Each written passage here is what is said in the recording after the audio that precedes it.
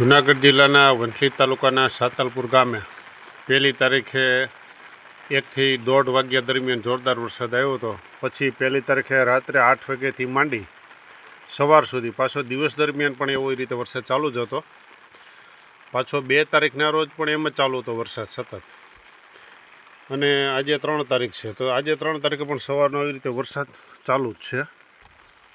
અને વરસાદી વાતાવરણની સામે તમે જોઈ શકો છો અત્યારે આ કેટલું ખેતરોમાં પાણી ભરાણું, જાણે તળાવ બની ગઈ એવી સ્થિતિ છે.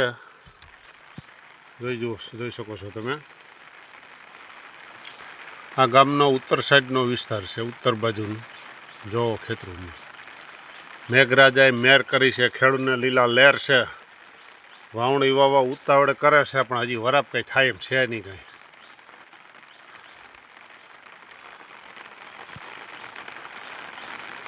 ચાલો, જય દ્વારકાધીશ.